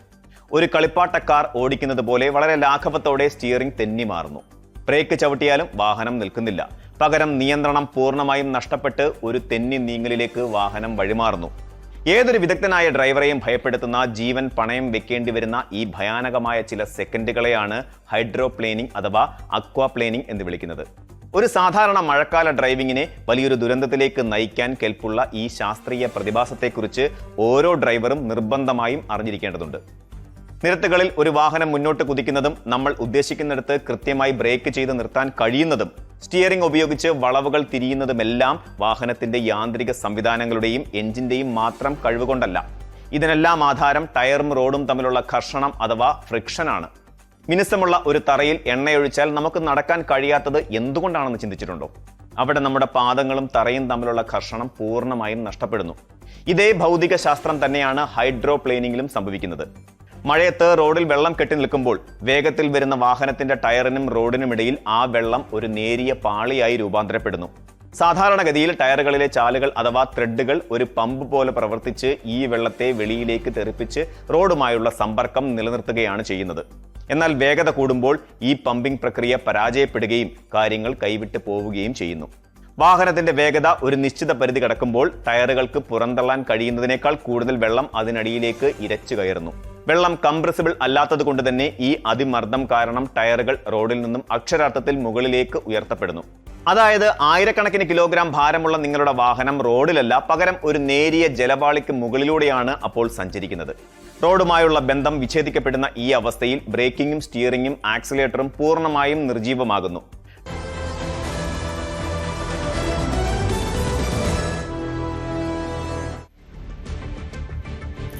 അച്ചയൻസ് ഗോൾഡ് പ്രസൻസ് ന്യൂസി മോർണിംഗിലേക്ക് എൻ്റെ എല്ലാ പ്രിയ പ്രേക്ഷകർക്കും വീണ്ടും സ്വാഗതം. ഇന്ന് ഞായറാഴ്ചയാണ്. ലോകമെമ്പാടുമുള്ള ക്രൈസ്തവർ കുടുംബസമേതം മുടങ്ങാതെ ആരാധനാലയങ്ങളിലൊക്കെ പോകുന്ന ദിവസം. ഇനി ഞാൻ പറയാൻ പോകുന്നത് ആത്മീയതയുമായി ബന്ധപ്പെട്ട ചില കാര്യങ്ങളാണ്. പണ്ട് മുതൽ ജീവിതത്തിൽ ഒരിക്കലെങ്കിലും ഞാൻ കാണണമെന്ന് ഒരുപാട് ആഗ്രഹിച്ചിട്ടുള്ള ഒരു സംഭവമുണ്ട്. ഇൻസ്റ്റഗ്രാമിലൊക്കെ എത്ര എയ്സ്തെറ്റിക് ആയിട്ടുള്ള ഫോട്ടോസ് കണ്ടാലും ഇത് നേരിട്ട് കണ്ട് ആസ്വദിക്കാൻ ആഗ്രഹിക്കുന്ന എന്നെ പോലെ ഒരുപാട് പേരുണ്ടാവും എന്ന് എനിക്കറിയാം. 500 വർഷങ്ങൾക്ക് മുൻപ് ഒരാള് വരച്ച ചിത്രങ്ങൾ കാണാൻ ഇന്നും ലക്ഷക്കണക്കിന് ആളുകൾ ലോകത്തിന്റെ പല ഭാഗത്തു നിന്നും അവിടെ എത്തുന്നുണ്ടെങ്കിൽ അത് അത്രയ്ക്ക് ബ്യൂട്ടിഫുൾ ആയതുകൊണ്ടായിരിക്കത്തില്ലേ? നമ്മൾ സാധാരണ ഒരു കെട്ടിടത്തിലേക്കൊക്കെ കയറുമ്പോൾ ചുറ്റിനുമല്ലേ ആദ്യം നോക്കുക. പക്ഷേ ഇവിടെ എല്ലാവരും ആദ്യം കയറുമ്പോൾ മുകളിലോട്ടൊക്കെയാണ് നോക്കുക. കാരണം അവിടുത്തെ സീലിംഗ് വെറും ഒരു സീലിംഗ് അല്ല, ലോകത്തിലെ ഏറ്റവും വലിയ കലാസൃഷ്ടികളിൽ ഒന്നാണ്. ഇത്രയുമൊക്കെ പറഞ്ഞപ്പോൾ തന്നെ ഞാൻ ഏത് വിഷയത്തിലേക്കാണ് പറഞ്ഞെത്തുന്നത് എന്ന് നിങ്ങൾക്ക് മനസ്സിലായിട്ടുണ്ടാവും എന്ന് എനിക്കറിയാം. Yes, the world famous Sistine chapel. വത്തിക്കാനിലുള്ള ഒരു ചെറിയ ചാപ്പൽ. പക്ഷെ അതിനകത്ത് കയറിയാൽ അതൊരു ചാപ്പൽ ആണെന്ന് പോലും നമുക്ക് തോന്നില്ല. എങ്ങോട്ട് നോക്കിയാലും അതിശയകരമായ ചിത്രങ്ങൾ. ഏകദേശം 500 വർഷങ്ങൾക്ക് മുൻപ് മൈക്കൽ ആഞ്ചലോ വരച്ച ഈ അത്ഭുതം കാണാനുള്ള ആഗ്രഹം മനസ്സിൽ കൊണ്ടു നടക്കുന്ന എന്നെപ്പോലെ ഒരുപാട് പ്രേക്ഷകർ ഉണ്ടാവുമെന്ന് എനിക്കറിയാം. ഞാനിതൊക്കെ പറഞ്ഞു വന്നത് മറ്റൊരു അത്ഭുതപ്പെടുത്തുന്ന കാര്യം പറയാൻ വേണ്ടിയിട്ടാണ്. ഏറ്റവും പ്രശസ്തമായ കലാസൃഷ്ടികളിൽ ഒന്നായ സിസ്റ്റൻ ചാപ്പൽ ഇനി ലണ്ടനിൽ ഒരു പുതിയ അനുഭവമായി എത്തുകയാണ്. പക്ഷേ ഇത് ഒറിജിനൽ ചാപ്പൽ അല്ല കേട്ടോ. ടെക്നോളജിയുടെ സഹായത്തോടെ ഒരുക്കിയ ഒരു ഇമേഴ്സീവ് ഡിജിറ്റൽ എക്സ്പീരിയൻസ് ആണ്. ലണ്ടനിലെ ഫ്രെയിംലെസ് ഗാലറിയിലാണ് ഈ പ്രത്യേക പ്രദർശനം ഒരുക്കിയിരിക്കുന്നത്. വലിയ പ്രൊജക്ഷനുകളും 3D ആനിമേഷൻസും ഒക്കെ ഉപയോഗിച്ച് മൈക്കൽ ആഞ്ചലോയുടെ പ്രശസ്തമായ പെയിന്റിങ്സിനൊക്കെ ജീവൻ കിട്ടിയതുപോലെ നമുക്ക് തോന്നും. ചിത്രങ്ങളിലെ കഥാപാത്രങ്ങളൊക്കെ മൂവ് ചെയ്യുന്നതായിട്ടും ചിലതൊക്കെ ചുവരുകളിൽ നിന്ന് പുറത്തേക്ക് വരുന്ന പോലെയും ഒക്കെ നമുക്ക് കാണാൻ സാധിക്കും. 50-ലധികം 3D മോഡലുകളും projection mapping, sound effects, music, അങ്ങനെ ഒരുപാട് ടെക്നോളജീസ് ഒക്കെ ചേർത്തിട്ടാണ് ഈ ഒരു അനുഭവം കാഴ്ചക്കാർക്കായിട്ട് ഇവരെ സൃഷ്ടിച്ചിട്ടുള്ളത്. വേവ്സിന്റെയും സൗണ്ടിന്റെയും മിന്നലിന്റെയും ഒക്കെ എഫക്റ്റുകളും കൂടെ ഒക്കെ ചേർന്നിട്ട് പ്രേക്ഷകര് വേറെ തന്നെ ഒരു ലോകത്തേക്ക് ഇത് എത്തിക്കും. ഇനി ഈ മാസ്റ്റർ പീസിന്റെ പിന്നിലെ കഥയിലേക്കൊന്ന് പോയി വരാം. മൈക്കൽ ആഞ്ചലോ 1508 മുതൽ 1512 വരെ, അതായത് 4 വർഷം എടുത്താണ് സിസ്റ്റൈൻ ചാപ്പലിന്റെ സീലിംഗ് പെയിന്റിങ്സ് പൂർത്തിയാക്കിയത്. 300-ലധികം കഥാപാത്രങ്ങളുള്ള ഈ സൃഷ്ടി ഉയരത്തിലുള്ള സ്കാഫോൾഡിങ്ങിൽ നിന്ന് കഠിനമായ പരിശ്രമത്തിലൂടെയാണ് അദ്ദേഹം പൂർത്തിയാക്കിയത്. അതിലെ ഏറ്റവും പ്രശസ്തമായ ഭാഗമാണ് ദി ക്രിയേഷൻ ഓഫ് ആഡം. അതായത് ദൈവവും ആഡവും തമ്മിൽ വിരലുകൾ ഏകദേശം ടച്ച് ചെയ്തില്ല എന്ന് പറഞ്ഞ് നിൽക്കുന്ന ഒരു മൊമെന്റ്. അതേപോലെ ദൈവം ലൈറ്റിനെ ഇരുട്ടിൽ നിന്നും വേർതിരിക്കുന്ന രംഗം, പിന്നെ സൂര്യനും ചന്ദ്രനും സസ്യലോകവും ഒക്കെ ദൈവം സൃഷ്ടിക്കുന്ന രംഗം, ഇതൊക്കെ ഭയങ്കര ബ്യൂട്ടിഫുൾ ആയിട്ടാണ് ടെക്നോളജിയുടെ ഹെൽപ്പോടെ ഇവര് അവതരിപ്പിക്കുന്നത്. പക്ഷേ ഇവിടെ ഒരു ചോദ്യം കൂടി ഉയരുന്നുണ്ട്. സപ്പോസ് മൈക്കൽ ആഞ്ചലോ ഇന്ന് ജീവിച്ചിരുന്നിരുന്നു എന്ന് കരുതുക. അങ്ങനെയെങ്കിൽ ഈ പുതിയ ഡിജിറ്റൽ ടെക്നോളജിയെ അദ്ദേഹം എങ്ങനെ കാണുമായിരുന്നിരിക്കും? അതിന് കൃത്യമായ ഒരു ഉത്തരം പറയാൻ നമുക്ക് സാധിക്കില്ല. പക്ഷെ എങ്കിൽ പോലും പഴയ കലയോടുള്ളൊരു ബഹുമാനം അതേപോലെ നിലനിർത്തിക്കൊണ്ടാണ് ഈ പുതിയ ടെക്നോളജി ഇതിലേക്ക് അഡാപ്റ്റ് ചെയ്തിരിക്കുന്നത്. അതുകൊണ്ട് തന്നെ അദ്ദേഹം ഇന്ന് ജീവിച്ചിരുന്നിരുന്നെങ്കിലും അദ്ദേഹം ഇതിനെ ഇഷ്ടപ്പെട്ടേനെ എന്നാണ് ഫ്രെയിംലെസ് ടീം പറയുന്നത്. അപ്പോൾ 500 വർഷം പഴക്കമുള്ള ഒരു മാസ്റ്റർ പീസിനെ 21st സെഞ്ചുറിയിലെ ടെക്നോളജിയുമായി ചേർത്ത ഒരു പുതിയ അനുഭവം. അതാണ് ലണ്ടനിലെ ഈ ഡിജിറ്റൽ സിസ്റ്റൈൻ ചാപ്പൽ. പഴയ കലയും പുതിയ ടെക്നോളജിയും എങ്ങനെ ഒന്നിക്കാം എന്നതിന്റെ ഒരു മനോഹരമായ ഉദാഹരണമാണിത്. ഇനി നമുക്ക് ബാക്കി വാർത്തകളിലേക്ക് കടക്കാം. തിരുവനന്തപുരം മുതലപ്പുഴയിൽ കാണാതായ മത്സ്യത്തൊഴിലാളികൾക്കായി തിരച്ചിൽ തുടരുകയാണ്. കടലിൽ തിരച്ചിൽ നടത്തുന്ന 10ാം ദിവസമാണ്. കാലാവസ്ഥ കൂടി പരിഗണിച്ച ശേഷമാകും കടലിൽ സ്കൂബ സംഘം ഇറങ്ങി പരിശോധന നടത്തുക. ഇതുമായി ബന്ധപ്പെട്ടുള്ള കൂടുതൽ വിശദാംശങ്ങളുമായി തിരുവനന്തപുരത്ത് നിന്നും അഭിലാഷാണ് നമ്മളോടൊപ്പം ചേരുന്നത്. അഭിലാഷ്, ഈ ഒരു മുതലപ്പുഴയിൽ നടന്ന അപകടത്തെ തുടർന്നുള്ള തെരച്ചിൽ 10ാം ദിവസത്തിലേക്ക് കടക്കുന്നു. എന്താണ് ഇതിനെ സംബന്ധിച്ചുള്ള കൂടുതൽ വിശദാംശങ്ങൾ? മുതലപ്പുഴയിൽ കടലിൽ കാണാതായുള്ള ഷിജിനായുള്ള തിരച്ചിൽ ഇന്നും തുടരുകയാണ്. വിവിധ വകുപ്പുകളെ ഏകോപിപ്പിച്ചുകൊണ്ടുള്ള കാര്യക്ഷമമായ തിരച്ചിലാണ് ഇന്നും മുതലപ്പുഴയിൽ നടക്കുന്നത്. ഇന്ന് രാവിലെ മുതൽ തന്നെ പ്രദേശവാസികളായ പരിചയസമ്പന്നരായ മത്സ്യത്തൊഴിലാളികളുടെ തിരച്ചിൽ ആരംഭിച്ചു കഴിഞ്ഞു. 9 മണിയോടുകൂടി വിഴിഞ്ഞത്തു നിന്നുള്ള സ്കൂബ സംഘം എത്തുമെന്ന് അറിയിച്ചിട്ടുണ്ട്. അതുപോലെ തന്നെ കടൽ ഇന്നലത്തെ പോലെ തന്നെ കടൽ വളരെ പ്രക്ഷുബ്ധമാണ്. സ്കൂബ സംഘം എത്തിയാലും ഇവിടെ കടലിന്റെ സാഹചര്യം മനസ്സിലാക്കി മാത്രമേ കടലിലേക്ക് ഇറങ്ങാൻ സാധിക്കുകയുള്ളൂ എന്നാണ് മറയിൽ നിന്ന് രാവിലെ ലഭിക്കുന്ന വിവരം. അതുപോലെ തന്നെ fisheries, Indian coast guard, Indian navy, coastal police, marine enforcement wing എന്നീ വകുപ്പുകളെയാണ് ഈ തെരച്ചിലിന് വേണ്ടി ഏകോപിപ്പിച്ചുകൊണ്ട് മുന്നോട്ട് പോകുന്നത്. പരിചയസമ്പന്നരായ മത്സ്യത്തൊഴിലാളികളെയും കഴിഞ്ഞ ദിവസം മുതൽ ഈ തിരച്ചിൽ ഇറക്കിയിരുന്നു. ഇത് കുടുംബത്തിന്റെ തന്നെ വളരെ ഒരു പ്രതിഷേധം ഉണ്ടായ സാഹചര്യത്തിലാണ് ഇങ്ങനെ ഒരു പരീക്ഷണം കൂടി വകുപ്പിന്റെ ഭാഗത്തു നിന്നും ഉണ്ടായത്. അതുമാത്രമല്ല മുതലപ്പുഴ 5 തെങ്ങ് മേഖലകൾക്ക് പുറമെ തമിഴ്നാട്, കന്യാകുമാരി, തേങ്ങാപട്ടണം, മുട്ടം മേഖലകളിലും തെരച്ചിൽ നടത്തുന്നുണ്ട്. ഈ ഭാഗങ്ങളിലൊക്കെ വിഴിഞ്ഞത്തു നിന്നുള്ള വലിയ കപ്പലുകളും അതുപോലെ തന്നെ വ്യോമ നിരീക്ഷണവും ഡ്രോൺ നിരീക്ഷണവും ഒക്കെ ഈ ഭാഗങ്ങളിലും നടത്തുന്നുണ്ട്. ഈ കുടുംബത്തിന്റെ പ്രതിഷേധം കഴിഞ്ഞ ദിവസം ഉണ്ടായ ഒരു സാഹചര്യം ഉണ്ടായി. അതുകൊണ്ട് തന്നെ ഈ തെരച്ചിൽ സംബന്ധിച്ചിട്ടുള്ള വിവരങ്ങളെല്ലാം തന്നെ അപ്പോഴപ്പോൾ കുടുംബത്തോട് പങ്കുവയ്ക്കുന്നുണ്ട്. അവരോടുകൂടി എല്ലാ കാര്യങ്ങളും അവരെ അറിയിച്ചുകൊണ്ടുള്ള തിരച്ചിലാണ് ഇപ്പോൾ നടക്കുന്നത്. ഇതിൽ ഏറ്റവും എടുത്തു പറയേണ്ടതെന്ന് പറഞ്ഞാൽ വളരെ മോശമായ ഒരു കാലാവസ്ഥയാണ് ഇപ്പോൾ ഈ കടലിലുള്ളത്. ഉയർന്ന തിരമാലകളുണ്ട്. അതുപോലെ തന്നെ കാറ്റും ഇടവിട്ടുണ്ടാകുന്ന ശക്തമായ മഴയും ഉള്ളത് ഈ തെരച്ചിലിനെ വളരെയധികം ദോഷകരമായി ബാധിക്കുന്നുണ്ട്. വിഴിഞ്ഞത്തു നിന്നുള്ള സ്കൂബ സംഘം കഴിഞ്ഞ ദിവസം കടലിൽ എത്തിയിരുന്നുവെങ്കിലും ഏകദേശം ഒരു 45 മിനിറ്റ് മാത്രമാണ് കടലിൽ അവർക്ക് തെരച്ചിൽ നടത്താൻ സാധിച്ചത്. കാരണം ശക്തമായ അടിയൊഴുക്കാണ് ഈ മുതലപ്പുഴ മേഖലയിൽ ഇപ്പോൾ അനുഭവപ്പെട്ടിരിക്കുന്നത്. എന്തായാലും ഫിഷറീസ് ഡെപ്യൂട്ടി ഡയറക്ടർ ഷീജ മേരിയുടെ നേതൃത്വത്തിലുള്ള മികച്ച ഒരു തെരച്ചിൽ തന്നെയാണ് ഇപ്പോൾ ഈ മേഖലയിൽ നടക്കുന്നത്. ശരി, അഭിലാഷാണ് നമുക്ക് കൂടുതൽ വിശദാംശങ്ങൾ നൽകിയത്. ഒപ്പം ഗൗതമിനായി കാണാതായ ഗൗതമിനായി ഇന്നും തെരച്ചിൽ നടക്കുകയാണ്.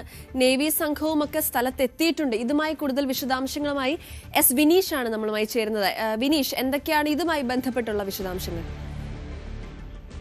കൊല്ലത്ത് കടലിൽ കാണാതായ ഗൗതം കൃഷ്ണയ്ക്കായുള്ള തെരച്ചിൽ 10ാം ദിവസവും തുടരുകയാണ്. നീണ്ടകര പുത്തൻതുറയിൽ വള്ളം മറിഞ്ഞാണ് ഗൗതം കൃഷ്ണയെ കാണാതെയായത്. ഗൗതം കൃഷ്ണയ്ക്കായുള്ള തെരച്ചിലിനായി നേവിയുടെയും മുങ്ങൽ വിദഗ്ധരും കൊല്ലത്ത് എത്തിയിട്ടുണ്ട്. അതുപോലെ തന്നെ കടലിൽ കൂടുതൽ ആഴത്തിലുള്ള തെരച്ചിൽ നടത്താനാണ് നേവി സംഘം എത്തിയിരിക്കുന്നത്. നമുക്കറിയാം, മറൈൻ എൻഫോഴ്സ്മെന്റ്, തീരദേശ പോലീസ്, കോസ്റ്റൽ ഗാർഡ് ഉൾപ്പെടെയുള്ള വിവിധ വിഭാഗങ്ങളായിരുന്നു കഴിഞ്ഞ ദിവസം തെരച്ചിൽ നടത്തിവന്നിരുന്നത്. പക്ഷേ ഗൗതം കൃഷ്ണയെ കണ്ടെത്താൻ സാധിച്ചിരുന്നില്ല. അതിനായി അവർ ഫിഷിംഗ് പെട്രോൾ ബോട്ടുകളും അതുപോലെ തന്നെ സ്പീഡ് ബോട്ടുകൾ, ലൈഫ് ഗാർഡുകൾ, കോസ്റ്റൽ പോലീസ് ബോട്ടുകൾ, ഇതിലുപരി ഡ്രോൺ ഉപയോഗിച്ച് വരെയുള്ള തെരച്ചിലുകൾ നടത്തിയിരുന്നു. അതേസമയം ഗൗതം കൃഷ്ണന്റെ കുടുംബത്തെ ഇന്ന് രാജീവ് ചന്ദ്രശേഖർ, BJP സംസ്ഥാന അധ്യക്ഷൻ രാജീവ് ചന്ദ്രശേഖർ വീട്ടിലെത്തുമെന്നാണ്, ഈ കുടുംബാംഗങ്ങളെ കാണാനായി എത്തുമെന്ന് നമുക്ക് വിവരം ലഭിക്കുന്നുണ്ട്. അതുപോലെ തന്നെ ഗൗതം കൃഷ്ണനെ കണ്ടെത്തണമെന്ന് ആവശ്യപ്പെട്ടുകൊണ്ട് യുവാവിന്റെ മാതാവ് കോസ്റ്റൽ പോലീസ് സ്റ്റേഷന് മുന്നിൽ കുത്തിയിരുന്ന് പ്രതിഷേധമൊക്കെ നടത്തിയിരുന്നു കഴിഞ്ഞ ദിവസങ്ങളിൽ. അത് വലിയൊരു വാർത്തയായി തന്നെ മാറിയിരുന്നു. തുടർന്നാണ് മന്ത്രി ഷിബു ബേബി ജോൺ ഈ വിഷയത്തിൽ ഇടപെടുകയും കളക്ടർക്ക് നിർദ്ദേശം നൽകുകയൊക്കെ ചെയ്തത്. അങ്ങനെയാണ് ഇതിന്റെ തിരച്ചിലുകൾ അല്പം കൂടി ഊർജിതമാക്കിയത്. പക്ഷേ നേരത്തെ സൂചിപ്പിച്ചതുപോലെ തന്നെ 10 ദിവസം പിന്നിടുന്നു. ഗൗതം കൃഷ്ണനെ ഇതുവരെയും കണ്ടെത്താൻ സാധിച്ചില്ല. നമുക്കറിയാം, പ്രതികൂല കാലാവസ്ഥയാണ് നിലവിൽ ഉള്ളത്. ഈ കാലാവസ്ഥ വലിയ രീതിയിൽ തെരച്ചിലിനെ ബാധിക്കുന്നുണ്ട്. അതുപോലെ തന്നെ ഇപ്പോൾ നാവികസേനയും കോസ്റ്റ് ഗാർഡും സംയുക്തമായാണ് തെരച്ചിൽ നടത്തുന്നത്. നാവികസേന തെരച്ചിലിനായി എത്തണമെന്ന് ഈ മാതാവ് അധികൃതരോട് ആവശ്യപ്പെട്ടിരുന്നു. അങ്ങനെ ഗൗതം കൃഷ്ണന്റെ മാതാവിന്റെ ഒരു അഭ്യർത്ഥന മാനിച്ചാണ് ഈ നാവികസേന ഇപ്പോൾ എത്തിയിരിക്കുന്നത്. നാവികസേനയുടെ INS കൽപ്പേനി എന്ന ഒരു റെസ്ക്യൂ കപ്പലാണ് ഇതിനായിട്ട് ഉപയോഗിച്ചിരിക്കുന്നത്. എന്തായാലും ഇപ്പോൾ തെരച്ചിൽ പുരോഗമിക്കുകയാണ്. സെറ. ശരി, എസ് വിനീഷാണ് വാർത്തയുടെ കൂടുതൽ വിശദാംശങ്ങൾ നമുക്ക് നൽകിയത്. മഴക്കാല വിനോദസഞ്ചാരത്തിന് പുതിയ ആവേശം പകരാൻ ഷൂട്ട് ദി റെയിനിന് തുടക്കമാകുന്നു. ടൂറിസം പ്രൊഫഷണൽസ് ക്ലബിന്റെ നേതൃത്വത്തിൽ സംഘടിപ്പിക്കുന്ന മഴക്കാല ഫുട്ബോൾ ടൂർണമെന്റിന്റെ 19ാം പതിപ്പാണ് ഓഗസ്റ്റ് 14, 15 തീയതികളിൽ എറണാകുളം മഹാരാജാസ് കോളേജ് സ്റ്റേഡിയത്തിൽ നടക്കുന്നത്. കേരള ടൂറിസം വകുപ്പിന്റെ സഹകരണത്തോടെയാണ് ഇത്തവണത്തെ മത്സരം. വെറും ഫുട്ബോൾ ടൂർണമെന്റ് എന്നതിലുപരി ടൂറിസം മേഖലയിലെ പുതിയ സംരംഭങ്ങളെയും സാധ്യതകളെയും പരിചയപ്പെടുത്തുന്ന വേദി കൂടിയാണ് ഷൂട്ട് ദി റെയിൻ. പുരുഷ ടീമുകൾക്ക് പുറമെ വനിതാ ടീമുകളുടെ മത്സരങ്ങളും ഇത്തവണത്തെ പ്രത്യേകതയാണ്. ക്വാർട്ടർ ഫൈനൽ മത്സരങ്ങൾ ഫ്ലഡ് ലൈറ്റിലും നടക്കും. വിജയികൾക്ക് 1 ലക്ഷം രൂപയും Dominic Joseph memorial ever rolling ട്രോഫിയും സമ്മാനിക്കും. 2ാം സ്ഥാനക്കാർക്ക് 50,000 രൂപയും doctor Poly Mathew ever rolling ട്രോഫിയും ലഭിക്കും. പ്രദർശന മത്സരങ്ങളും ഉൾപ്പെടെ 2 ദിവസവും ആവേശകരമായ പരിപാടികളാണ് സംഘാടകർ ഒരുക്കുന്നത്. 600-ലധികം അംഗങ്ങളുള്ള ടൂറിസം പ്രൊഫഷണൽസ് ക്ലബ്ബാണ് പരിപാടിക്ക് നേതൃത്വം നൽകുന്നത്.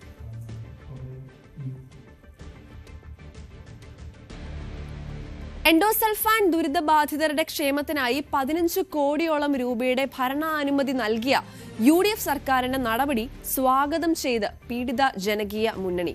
അതേസമയം മുടങ്ങിക്കിടക്കുന്ന മരുന്ന്, ചികിത്സ, പുനരധിവാസം, പെൻഷൻ എന്നിവ അടിയന്തരമായി നടപ്പിലാക്കണമെന്ന് സമരസമിതി ആവശ്യപ്പെട്ടു. ചൊവ്വാഴ്ച മുഖ്യമന്ത്രി VD സതീശനെ നേരിൽ കണ്ട് വിഷയം ഉന്നയിക്കാനാണ് ദുരിതബാധിതരുടെ തീരുമാനം. സ്നേഹസാന്ത്വനം പദ്ധതിയുടെ തുടർ പ്രവർത്തനങ്ങൾക്കായി സാമൂഹ്യനീതി വകുപ്പ് വഴിയാണ് തുക അനുവദിച്ചിരിക്കുന്നത്. എൻഡോസൾഫാൻ ദുരിതബാധിതരെ സംബന്ധിച്ച് അവരുടെ പല ആനുകൂല്യങ്ങളും ഇപ്പോൾ ലഭിക്കാത്ത സാഹചര്യമുണ്ട്.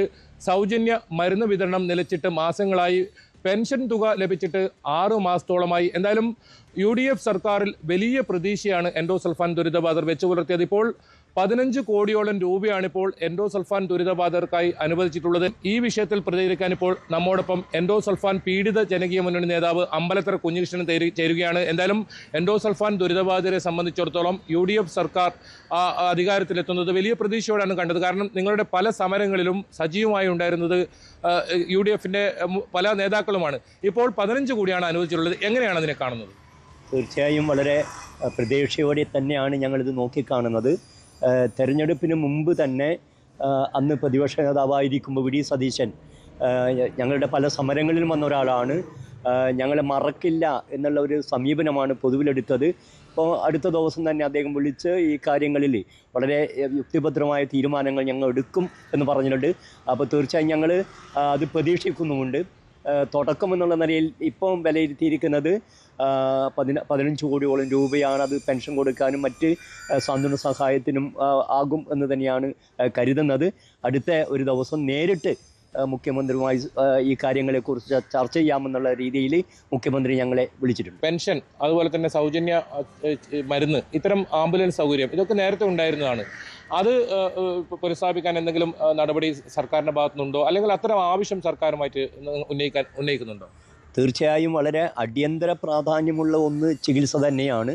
മരുന്നും ചികിത്സയും അത് ഈ ഇടക്കാലത്ത് വീണ്ടും പുനരാരംഭിച്ചിരുന്നു. പക്ഷേ ഇപ്പോൾ അത് നിന്നുപോയിട്ടുണ്ടെന്ന് അറിയാൻ കഴിയുന്നത്. ഈ ചികിത്സയുടെ കാര്യത്തിൽ വളരെ വേഗത്തിൽ നടപ്പാക്കണമെന്ന് ഞങ്ങൾ മുഖ്യമന്ത്രിയോട് ആവശ്യപ്പെടും. ഇപ്പോൾ 15 കോടി അനുവദിച്ചിരിക്കുന്നു, അത് സ്വാഗതം ചെയ്യുന്നു. ഇനി മുഖ്യമന്ത്രിയെ കാണാൻ ഉദ്ദേശിക്കുന്നുണ്ടോ? എന്തൊക്കെ കാര്യങ്ങൾ മുഖ്യമന്ത്രിയുമായി സംസാരിക്കാനാണ് തീരുമാനിച്ചിട്ടുള്ളത്? വളരെ പ്രധാനമായും ചികിത്സ, മരുന്ന്, ഇത് തന്നെയാണ് കാസർഗോഡ് ജില്ലയിലെ ഇത്തരം ആളുകൾക്ക് പ്രഥമ പരിഗണന കൊടുക്കേണ്ടത്. അത് ഞങ്ങൾ ആവശ്യപ്പെടും. അതോടൊപ്പം ഇതൊക്കെ ചർച്ച ചെയ്യാനുള്ള സെല്ല് 3.5 വർഷമായി സെല്ലിൻ്റെ യോഗം ചേർന്നിട്ടില്ല. യോഗം ചേരുമെന്ന് തന്നെയാണ് പ്രതീക്ഷ. ഇതൊക്കെ നമ്മൾ മുഖ്യമന്ത്രിയുടെ ശ്രദ്ധയിൽപ്പെടുത്തും. അതുപോലെ പെൻഷൻ്റെ കാര്യം, പുനരധിവാസത്തിൻ്റെ കാര്യമൊക്കെ തന്നെയാണ് വളരെ പ്രധാനമായി മുഖ്യമന്ത്രിയുടെ മുന്നിൽ അവതരിപ്പിക്കാൻ പോകുന്നത്. എന്തായാലും ഇപ്പോൾ 15 കോടി രൂപയാണ് എൻഡോസൾഫാൻ ദുരിതബാധിതർക്കായി അനുവദിച്ചിട്ടുള്ളത്. ഏതായാലും കൂടുതൽ പ്രശ്നങ്ങൾ ഇവർക്കുണ്ട്.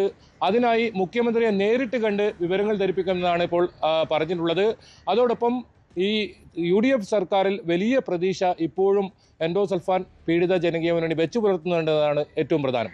കാസർഗോഡ് നിന്നും KV ബൈജു, ന്യൂസ് 18.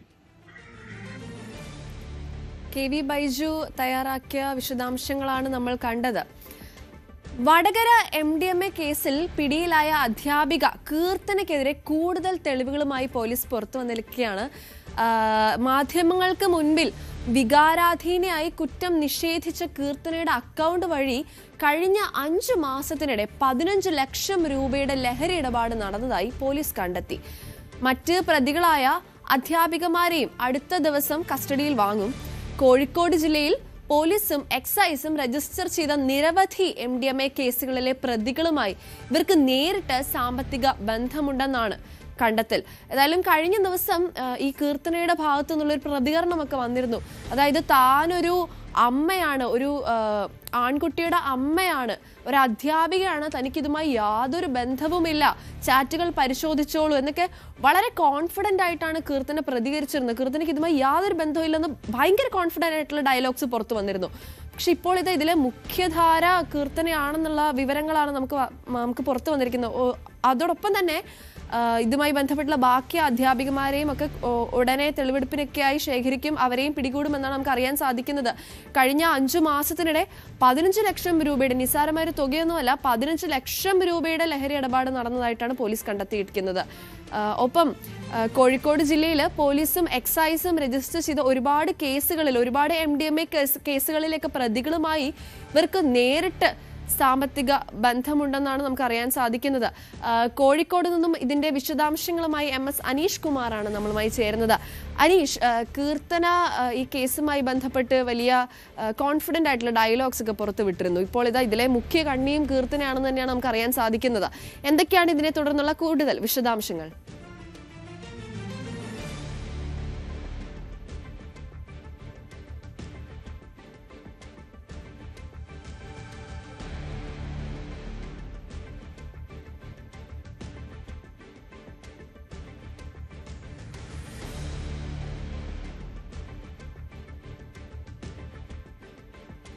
ശരി, MS അനീഷ് കുമാർ അല്പം സമയത്തിനകം നമ്മളുമായി ചേരുന്നതായിരിക്കും. എന്തായാലും അധ്യാപകർ എന്നൊക്കെ പറയുമ്പോൾ സമൂഹം ഏറ്റവും കൂടുതൽ ബഹുമാനിക്കുന്നവരാണ്. നമുക്കെപ്പോഴും നമ്മുടെ അധ്യാപകർ എന്ന് പറഞ്ഞാൽ നമ്മുടെ മാതാപിതാക്കളെയും ദൈവത്തെയും പോലെ നമ്മൾ കാണുന്നവരാണ്. ഒരുപക്ഷെ ഒരിക്കലും ഒരു തെറ്റ് പറ്റില്ല എന്ന് നമ്മൾ കരുതി നമ്മൾ ഏറ്റവും മാതൃകയാക്കുന്നവരാണിവർ. അപ്പോൾ അധ്യാപികമാരുടെ ഭാഗത്ത് നിന്ന് പോലും ഇങ്ങനെയുള്ള കുറ്റങ്ങളൊക്കെ പുറത്തു വരുമ്പോൾ, അതും ലഹരി കേസുമായി ബന്ധമുള്ള അധ്യാപികമാരെയൊക്കെ നമ്മൾ കാണാൻ ഇടയാകുമ്പോൾ തീർച്ചയായും സമൂഹത്തിന്റെ പോക്ക് എങ്ങോട്ടാണെന്നുള്ളൊരു ചിന്തയൊക്കെ നമുക്ക് മുന്നിൽ വരികയാണ്. എന്തായാലും ഈ കേസിൽ ഇനിയും കൂടുതൽ വിശദാംശങ്ങൾ നമുക്ക് തേടേണ്ടിയിരിക്കുന്നു. ഇത് വലിയൊരു ശൃംഖലയുമായി ബന്ധപ്പെട്ട ഒരു സംഭവമാണെന്നാണ് നമുക്കിപ്പോൾ അറിയാൻ സാധിക്കുന്നത്. ശരി, അനീഷിലേക്ക് നമുക്ക് പോവാം. അനീഷ്, എന്തൊക്കെയാണ് കേസിന്റെ വിശദാംശങ്ങൾ?